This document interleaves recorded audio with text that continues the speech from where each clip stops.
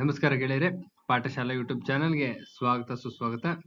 ಈ ದಿನ ನಾವು ಯಾವ ರೀತಿ ನಿಮ್ಮ ನಿಮ್ಮ ಕೊಡಗು ಮತ್ತು ಚಿಕ್ಕಮಗಳೂರು ಡಿಸಿ ಬ್ಯಾಂಕ್ಗೆ ಪ್ಲಸ್ ಎನಿ ಎಕ್ಸಾಮ್ಸ್ಗೆ ಜಿಕೆ ನೋಟ್ಸ್ ಯಾವ ರೀತಿ ಪ್ರಿಪೇರ್ ಮಾಡೋದು ಅಂತ ನೋಡ್ತೋಗೋಣ. ಜಿಕೆ ನೋಟ್ಸ್ನ ಯಾವ ರೀತಿ ಪ್ರಿಪೇರ್ ಮಾಡ್ತಾರೆ ಅಂತ ನೋಡ್ತೋಗೋಣ.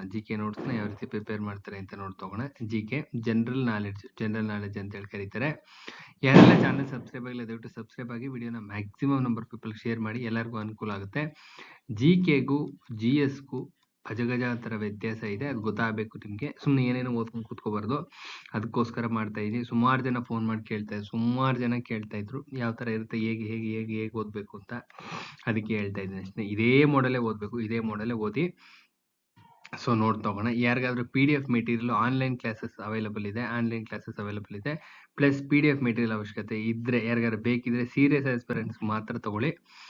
ಸುಮ್ಮನೆ ಬೇಡ, ಸುಮ್ಮನೆ ಅಗತ್ಯ ಇಲ್ಲ. ಯಾರು ಸೀರಿಯಸ್ ಆಗಿ ಓದ್ತಾ ಇದೀನ, ಕ್ಲಿಯರ್ ಮಾಡಲೇಬೇಕು ಅನ್ನೋ ಉದ್ದೇಶ ಇದ್ರೆ ಜಿಕೆ ನೋಟ್ಸ್ ಎಲ್ಲ ಎಕ್ಸಾಮ್ಸ್ಗೂ ಆಗುತ್ತೆ. ಪ್ರತಿಯೊಂದು ಎಕ್ಸಾಮ್ಸ್ಗೂ ಆಗುತ್ತೆ. ಕನ್ನಡನೂ ಅಷ್ಟೇ, ಪ್ರತಿಯೊಂದು ಎಕ್ಸಾಮ್ಸ್ಗೂ ಆಗುತ್ತೆ. ತಗೊಳ್ಳಿ. ಕಾನ್ಸ್ಟಿಟ್ಯೂಷನ್ ಅಷ್ಟೇನೆ, ಪ್ರತಿಯೊಂದು ಎಕ್ಸಾಮ್ಸ್ಗೂ ಆಗುತ್ತೆ. ಯೂಸ್ ಮಾಡ್ಕೊಳ್ಳಿ ಅಂತ ಹೇಳ್ತಾ ಒಳಗಡೆ ಎಂಟ್ರಾಗೋಣ. ಯಾರಿಗಾರ ಅವಶ್ಯಕತೆ ಇದ್ದರೆ ಈ ನಂಬರ್ಗೆ ವಾಟ್ಸಪ್ ಮಾಡಿ ಅಂತ ಹೇಳ್ತಾ ಒಳಗಡೆ ಎಂಟ್ರಾಗೋಣ. ಏನು ಜಿಕೆ ಅಂದ್ರೆ ಏನೇನು ಓದಬೇಕು? ನಿಮ್ಮ history, geography, constitution, science and technology ಓದ್ಕೊಂಡು ಹೋದ್ರೆ ಏನು ಪ್ರಯೋಜನ ಇಲ್ಲ. ಜಿಕೆ ಅಂದ್ರೆ ಇದೇ ಪ್ಯಾಟರ್ನ್ ಅಲ್ಲಿ ಓದಬೇಕು. ಮೇನ್ ಏನು ಹೇಳ್ತೀನಿ. ಮೇಯ್ನು ಕರೆಂಟ್ ಅಫೇರ್ಸ್ ಬೇಸಿಸ್ ಓದಬೇಕು. ಕರೆಂಟ್ ಅಫೇರ್ಸ್ ಒಂದು ವರ್ಷದ ಕರೆಂಟ್ ಅಫೇರ್ಸ್ ಇಟ್ಕೋಬೇಕು. ಕರೆಂಟ್ ಅಫೇರ್ಸ್ ಬೇಸಿಸ್ ಅಲ್ಲಿ ನೋಟ್ಸ್ ಮಾಡ್ಕೋತಾ ಹೋಗ್ಬೇಕು. ಕರೆಂಟ್ ಅಫೇರ್ಸ್ ಬೇಸಿಸ್ ಅಲ್ಲಿ ಯಾರು ಮಾಡ್ತೀರಾ 100% ವರ್ಕೌಟ್ ಆಗುತ್ತೆ. ಕರೆಂಟ್ ಅಫೇರ್ಸ್ ಒಂದು ವರ್ಷದ ಕರೆಂಟ್ ಅಫೇರ್ಸ್ ಎದುರುಗಡೆ ಇರಬೇಕು. ಆ ಕರೆಂಟ್ ಅಫೇರ್ಸ್ ಇಟ್ಕೊಂಡು ಈ ಥೀಮ್ನ ಅಪ್ಲಿಕೇಬಲ್ ಮಾಡಬೇಕು. ಈ ಥೀಮ್ ಇದೆಯಲ್ವಾ, ಈ ಟೋಟಲ್ ಥೀಮ್ನ ಅದಕ್ಕೆ ಅಪ್ಲಿಕೇಬಲ್ ಮಾಡಿದ್ರೆ ಏನು ಔಟ್ಪುಟ್ ಬರುತ್ತೆ, ಆ ಔಟ್ಪುಟ್ನ ಬಾಯ್ಟ್ ಮಾಡ್ಕೊಂಡು ಅಚ್ಚುಕಟ್ಟಾಗಿ ನೋಡ್ಕೊಂಡು ಹೋದ್ರೆ ಅವೇ ಬಂದಿರ್ತವೆ. That is called GK. ನೋಡ್ತಾ ಹೋಗೋಣ. ಕರೆಂಟ್ ಅಫೇರ್ಸ್ ನೋಟ್ಸ್ ಒಂದು ವರ್ಷದ ಪಕ್ಕದಲ್ಲಿ ಇಟ್ಕೊಂಡಿದ್ದೀರಾ. ಪ್ರಮುಖ ಕಾರ್ಯಾಚರಣೆಗಳು ಅಂತ ಒಂದು ಟಾಪಿಕ್ ತಗೋತೀರಾ. ಪ್ರಮುಖ ಕಾರ್ಯಾಚರಣೆಗಳು ಎಷ್ಟಾಗಿದ್ದಾವೆ, ಯಾವ್ಯಾವ ಕಾರ್ಯಾಚರಣೆಗಳು ಆಗಿದ್ದಾವೆ, ಯಾವ್ಯಾವ ದೇಶದಲ್ಲಿ ಯಾವ್ಯಾವ ಕಾರ್ಯಾಚರಣೆಗಳು ನಡೆದಿದ್ದಾವೆ, ನಿಮ್ಮ operation Kaveri, operation Ganga, operation ಅದು ಇದು ಬರ್ತಾವಲ್ಲ, ಆ ಆಪರೇಷನ್ಗಳ ಮೇಲೆ ಒಂದು ಕ್ವಶನ್ ತೆಗೆದಿರ್ತಾರೆ. ಟೋಟಲ್ ಎಲ್ಲ ತೆಗಿಬೇಕು. ಎಲ್ಲ ಎಷ್ಟು ನಡೆದಿದ್ದಾವೆ, ಸಪೋಸ್ ಹಳೆವು ತೆಗಿಬೋದು, ಆಪರೇಷನ್ ವಿಜಯ್ ಹಳೆದು ತೆಗಿಬೋದು, ಹೊಸದು ತೆಗಿಬೋದು. ಹೊಸದು ತೆಗಿಯೋ ಚಾನ್ಸಸ್ ಜಾಸ್ತಿ, ಹಳೆಯದು ತೆಗಿಯೋ ಚಾನ್ಸಸ್ ಕಡಿಮೆ. ಹಾಗಂತ ಹಳೇದು ಗೊತ್ತಿಲ್ಲ ಅನ್ನಂಗಿಲ್ಲ, ಗೊತ್ತಿರಬೇಕು. ಇನ್ನು ಸಮಿತಿಗಳು ನೋಡಿದ್ರೆ ಯಾವ್ಯಾವ ಸಮಿತಿಗಳು ಫಾರ್ಮೇಶನ್ ಆಗಿದ್ದಾವೆ, ಎಲ್ಲ ಸಮಿತಿಗಳು ಲಿಸ್ಟ್ ಮಾಡ್ಕೋಬೇಕು. ಕರೆಂಟ್ ಅಫೇರ್ಸ್ ಅಲ್ಲಿ ಇರ್ತಕ್ಕಂಥ ಪ್ರತಿಯೊಂದು ಸಮಿತಿಗಳನ್ನು ಲಿಸ್ಟ್ ಮಾಡ್ಕೋಬೇಕು. ಹಳೇದು ನೋಡ್ಕೋಬೇಕು, ಹೊಸದು ನೋಡ್ಕೋಬೇಕು. ಇದೇ ರೂಲ್ಸ್. ಇನ್ನು ಉತ್ಸವಗಳು ಅಷ್ಟೇನೆ. ಕರೆಂಟ್ ಅಫೇರ್ಸ್ ಎಲ್ಲ ಹೊಸ ಒಂದು ವರ್ಷದ ಉತ್ಸವಗಳೆಲ್ಲ ಚೆಕ್ ಮಾಡ್ಕೋಬೇಕು. ಜಂಟಿ ಸಮರಾಭ್ಯಾಸ ಒಂದು ವರ್ಷದ ಕರೆಂಟ್ ಅಫೇರ್ಸ್ ಅಲ್ಲೆಲ್ಲ ಎತ್ಕೋಬೇಕು. ಇದು ಬೇಡ. ಪೊಲೀಸ್ ಡಿಪಾರ್ಟ್ಮೆಂಟ್ಗೆ ಯಾರು ಓದ್ತಾ ಇದ್ರೆ ಇದು ಬೇಕಾಗುತ್ತೆ, ಇಲ್ಲಾಂದ್ರೆ ಇದು ಬೇಡ. ಇನ್ನು ಪ್ರಮುಖ ಗಡಿ ರೇಖೆಗಳು, ಭಾರತ ಚೀನಾ ಮಧ್ಯೆ ಯಾವ್ದಿದೆ, ಭಾರತ ಪಾಕಿಸ್ತಾನ ಮಧ್ಯೆ ಯಾವ್ದಿದೆ, ಭಾರತ ಶ್ರೀಲಂಕಾ ಮಧ್ಯೆ ಯಾವ್ದಿದೆ, ಭಾರತ ಆಫ್ಘಾನಿಸ್ತಾನದ ಮಧ್ಯೆ ಡುರಾಂಡು, ಈ ರೀತಿಯ ಎಕ್ಸಾಂಪಲ್ ರ್ಯಾಟ್ಲಿಪ್ ಇದೆ, ಮ್ಯಾಕ್ಮೋಹನ್ ಇದೆ. ಇವೆಲ್ಲ ಯಾವ್ಯಾವ ಎಲ್ಲೆಲ್ಲಿದ್ದಾವೆ, ಎಲ್ಲಿ ಸ್ಥಿತಯುತವಾಗಿದ್ದಾವೆ. ಇನ್ನು ರಷ್ಯಾ ಉಕ್ರೇನ್ ಮಧ್ಯೆ ವಾರ್ ನಡೀತಾ ಇದೆ, ಮಧ್ಯೆ ಏನಾದ್ರು ಗಡಿ ರೇಖೆ ಯಾವ್ದಾದ್ರು ಹಾದು ಹೋಗಿದ್ರೆ ಕೇಳ್ತಾ ಇರ್ತಾರೆ. ಇದನ್ನ ಈ ರೀತಿ ನೀಟಾಗಿ ಕಂಪೇರ್ ಮಾಡ್ಕೋಬೇಕು. ಪ್ರತಿಯೊಂದು ಕಂಪೇರ್ ಮಾಡಿ ಇಟ್ಕೋಬೇಕು. ಇನ್ನು ಇಂಪಾರ್ಟೆಂಟ್ ಡೇಸು ಅಂಡ್ ಧ್ಯೇಯವಾಕ್ಯಗಳು ಇಂಪಾರ್ಟೆಂಟ್ ಇದು. ಇನ್ನು ಹಂಗೆ ಮುಂದೆ ಬಂದರೆ books and author's very important, ತುಂಬಾನೇ ಇಂಪಾರ್ಟೆಂಟ್. ನಿಮ್ಮ ಮನಮೋಹನ್ ಸಿಂಗ್ ಅವರು ಎಕ್ಸ್ಪೈರ್ ಆಗಿದ್ದಾರೆ. ಯಾವ್ದಾದ್ರು ಬುಕ್ ಬರ್ದಿದ್ರೆ ಕರೆಂಟ್ ಅಫೇರ್ಸ್ ಅಲ್ಲಿ ಇದ್ರೆ ಇಂಪಾರ್ಟೆಂಟ್ ಆಗುತ್ತೆ. ಇನ್ನು ಸ್ಪೋರ್ಟ್ಸ್ 2024ರಲ್ಲಿ ಏನೇನು ಇವೆಂಟ್ಸ್ ನಡೀತು, 2024ರಲ್ಲಿ ಏನೇನು ಇವೆಂಟ್ಸ್ ನಡೀತು, ಒಲಿಂಪಿಕ್ ಎಲ್ಲ ನಡೀತಾ, ಫುಟ್ಬಾಲ್ ಯಾವ್ದಾರು ನಡೀತಾ, ಹಾಕಿದ ಯಾವ್ದಾರು ನಡೀತಾ, ಕ್ರಿಕೆಟ್ ಸಂಬಂಧಪಟ್ಟಂಗೆ ಏನೇನು ನಡೀತಾ, ಏನೇನಿದೆ ಅಚ್ಚುಕಟ್ಟಾಗಿ ನೋಡ್ಕೊಂಡ್ರೆ ಡೆಫಿನೆಟ್ಲಿ ಒಂದು ಮಾರ್ಕ್ಸ್ ಬರುತ್ತೆ. ಡೆಫಿನೆಟ್ 100ಕ್ಕೆ 100 ಭಾಗ ಒಂದು ಮಾರ್ಕ್ಸ್ ಬಂದೇ ಬರುತ್ತೆ. ಒಂದು ವರ್ಷದ ಕರೆಂಟ್ ಅಫೇರ್ಸ್ ಓದಬೇಕು.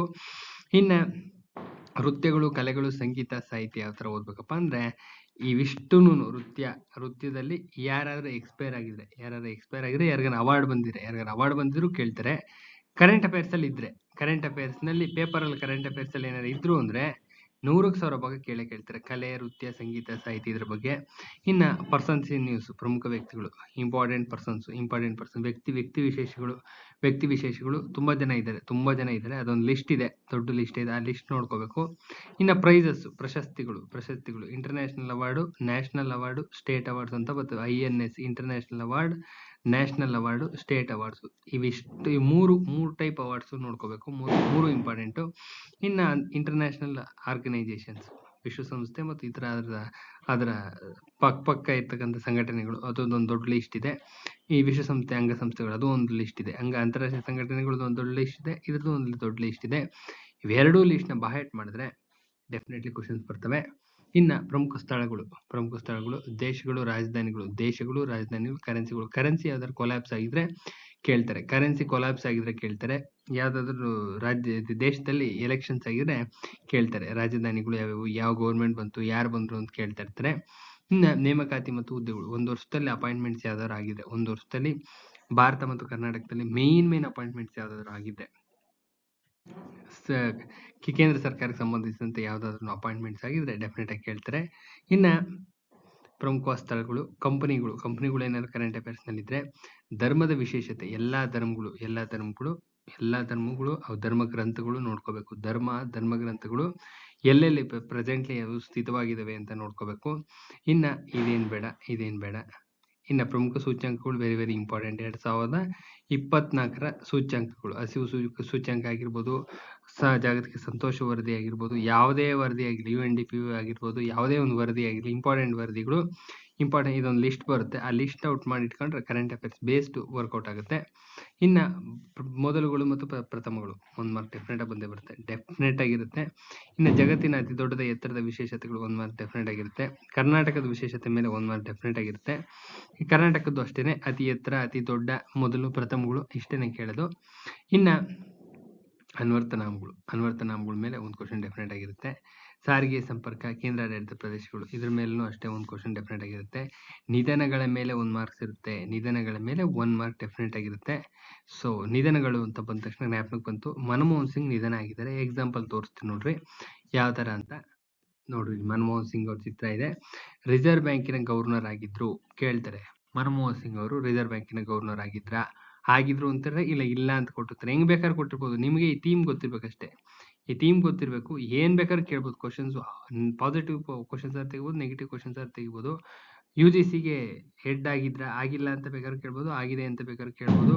ಸೆಂಟೆನ್ಸ್ ವೈಸ್ ನೋಡ್ಕೊಂಡಿರಿ. ಸೆಂಟೆನ್ಸ್ ವೈಸ್ ಹೆಂಗ್ ಬೇಕಾದ್ರೆ ತೆಗಿಬೋದು. ಎಷ್ಟು ಕಾಂಪ್ಲಿಕೇಶನ್ ಮಾಡ್ತಾರೆ ಅಷ್ಟೂನು ಮ್ಯಾಕ್ಸಿಮಮ್ ಕಾಂಪ್ಲಿಕೇಶನ್ ಮಾಡಕ್ ಟ್ರೈ ಮಾಡ್ತಾರೆ. KPSC ಮತ್ತು KE ಅಲ್ಲಿ. DCC ಬ್ಯಾಂಕಲ್ಲಿ ಒಂದು ರೇಂಜ್ ಅಲ್ಲಿ ಇರುತ್ತೆ, ನೋಡ್ತಾ ಹೋಗೋಣ. ರಿಸರ್ವ್ ಬ್ಯಾಂಕಿನ ಗವರ್ನರ್ ಆಗಿದ್ರು, ಹೌದು. UGCಗೂ ಹೆಡ್ ಆಗಿದ್ರಂತೆ, ಹೌದು. ನೋಡ್ತಾ ಹೋಗೋಣ. ಭಾರತದ ಹಣಕಾಸು ಸಚಿವರಾಗುವ ಮುನ್ನ ಮನಮೋಹನ್ ಸಿಂಗ್ ರವರು ಆರ್ಥಿಕ ತಜ್ಞರಾಗಿರ್ತಾರೆ. ಈ ಕಾರಣದಿಂದ 76ರಿಂದ 80ರವರೆಗೆ ಭಾರತೀಯ ರಿಸರ್ವ್ ಬ್ಯಾಂಕ್ ನಿರ್ದೇಶಕರಾಗ್ತಾರೆ ಫಸ್ಟ್. ಬಳಿಕ ಏಷ್ಯನ್ ಅಭಿವೃದ್ಧಿ ಬ್ಯಾಂಕ್ ADB ನಿರ್ದೇಶಕ, ADB ಯಲ್ಲಿದೆ, ಮನಿಲಾದಲ್ಲಿದೆ. 1977 ಇಂದ 80 ವರೆಗೆ ಕೇಂದ್ರ ಹಣಕಾಸು ಸಚಿವರಾದ ಕಾರ್ಯದರ್ಶಿ ಹುದ್ದೆಗೆ ನೇಮಕಗೊಳ್ತಾರೆ. ಇಂದಿರಾ ಗಾಂಧಿ ಪ್ರಧಾನಿಯಾಗಿದ್ದಾಗ 82ನಲ್ಲಿ RBI ಹುದ್ದೆಗೆ ಇರ್ತಾರೆ. RBI ಹುದ್ದೆಗೂ ಇರ್ತಾರೆ, ಕೇಳ್ತಾರೆ, ತುಂಬಾ ಇಂಪಾರ್ಟೆಂಟ್. ಇನ್ನು 1985ನಲ್ಲಿ ಯೋಜನಾ ಆಯೋಗದ ಉಪಾಧ್ಯಕ್ಷರಾಗಿರ್ತಾರೆ. 91ನಲ್ಲಿ ಹಣಕಾಸು ಸಲಹೆಗಾರರಾಗಿರ್ತಾರೆ, ಪ್ರಧಾನಮಂತ್ರಿ ಹಣಕಾಸು ಸಲಹೆಗಾರರು. 1992ನಲ್ಲಿ ಹಣಕಾಸು ಸಚಿವರಾಗಿರ್ತಾರೆ. ಪ್ಲಸ್ UGCಗೆ 3 ತಿಂಗಳ ಅಧ್ಯಕ್ಷರಾಗಿರ್ತಾರೆ. Very very important. 100% ಕ್ವಶನ್ ಬಂದೇ ಬರುತ್ತೆ ಎಲ್ಲ ಎಕ್ಸಾಮ್ಸ್ಗೂ, ಅದು ಇದು ಅಂತ ಹೇಳಂಗಿಲ್ಲ.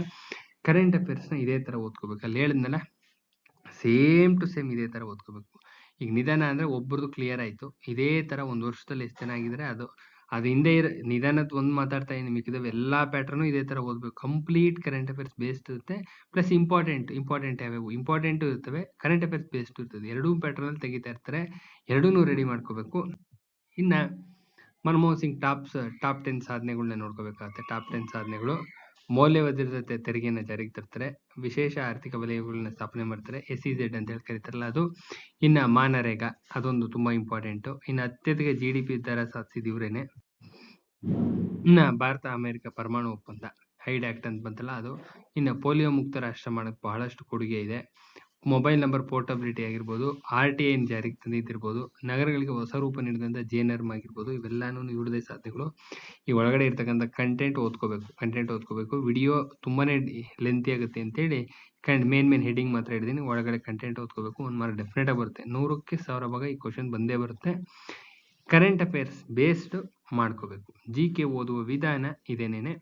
GK ಓದುವ ವಿಧಾನ ಪ್ಯಾಟರ್ನ್ ಇಟ್ಕೋಬೇಕು, ಸಿಲೆಬಸ್ ಇಟ್ಕೊಂಡು ಕರೆಕ್ಟಾಗಿ ಒಂದು ವರ್ಷ ಕರೆಂಟ್ ಅಫೇರ್ಸ್ ಇಟ್ಕೊಂಡು ಪ್ರತಿಯೊಂದನ್ನು ನೋಡ್ತಾ ಬರಬೇಕು. ಅದರಲ್ಲೇ ಸ್ಟ್ಯಾಟಿಕ್ GK ಬೇರೆ ಬರುತ್ತೆ, ಒಂದಷ್ಟು ಬಾಹೆಟ್ ಮಾಡುವಂಥದ್ದು, ಒಂದಷ್ಟು ಮೆಟೀರಿಯಲ್ ಇಟ್ಕೋಬೇಕು. ಪ್ಲಸ್ ಕರೆಂಟ್ ಅಫೇರ್ಸ್ ಬೇಸ್ಡ್ ಎರಡೂ ಇಟ್ಕೋಬೇಕು. ಇಟ್ಕೊಂಡು ಮಾಡಿದ್ರೆ ಒಂದು ಅದ್ಭುತವಾದಂಥ ನೋಟ್ಸ್ ಹೊರಗಡೆ ಬರುತ್ತೆ. ಅದು ಕೊನೆಗೆ ಔಟ್‌ಪುಟ್ಟು. ಆ ಔಟ್‌ಪುಟ್‌ನ ಚೆನ್ನಾಗಿ ಒಂದು 10 ಸತಿ ನೀಟಾಗಿ ನೋಡ್ಕೊಂಡು ಹೋಗಿದ್ರೆ ಅವೇ ಬಂದಿರ್ತವೆ. 100ಕ್ಕೆ 1000 ಭಾಗ ಅವೇ ಬಂದಿರ್ತವೆ. ಸೊ, ಅಚ್ಚುಕಟ್ಟಾಗಿ ಟಿಕ್ ಮಾಡಿ ಬಂದರೆ ಮುಗಿದೋಗುತ್ತೆ. ಯಾರಿಗೆಲ್ಲ GK notes, GK PDF notes ಅವಶ್ಯಕತೆ ಇದೆ. PDF ನೋಟ್ಸ್ ಅವಶ್ಯಕತೆ ಇದೆ. ಜಿಕೆದು PDF ನೋಟ್ಸ್ ಅವಶ್ಯಕತೆ ಇದೆ. ಪ್ಲಸ್ ಆನ್‌ಲೈನ್ ಕ್ಲಾಸಸ್ ಅವೈಲಬಲ್ ಇದೆ. ಯಾರಿಗಾದ್ರೂ ಅವಶ್ಯಕತೆ ಇದ್ರೆ ಸೀರಿಯಸ್ ಆಸ್ಪಿರೆಂಟ್ಸ್ ಮಾತ್ರ ನಾನು ಹೇಳ್ತಾ ಇರೋದು. ತುಂಬ ಸೀರಿಯಸ್ ಆಗಿ ಓದ್ತಿರ್ತಾರಲ್ಲ ಅವರು. ಅವಶ್ಯಕತೆ ಇದ್ರೆ ಎಲ್ಲ ಎಕ್ಸಾಮ್ಸ್‌ಗೂ ಆಗುತ್ತೆ. ನಮ್ಮ ಬಿಗಿನಿಂಗ್ ಚಾನಲ್‌ದು ನಂಬರ್ ಹಾಕಿದ್ದೀನಿ. ದಯವಿಟ್ಟು ಚಾನಲ್ ಕನ್ಸಲ್ಟ್ ಮಾಡಿ ಅಂತ ಹೇಳ್ತಾ ವಿಡಿಯೋನ ಎಂಡ್ ಮಾಡ್ತಾ ಇದೀನಿ. ನಾಳೆ ಇನ್ನೊಂದು ವಿಡಿಯೋ ಜೊತೆ ಬರ್ತೀನಿ. ನಮಸ್ಕಾರ.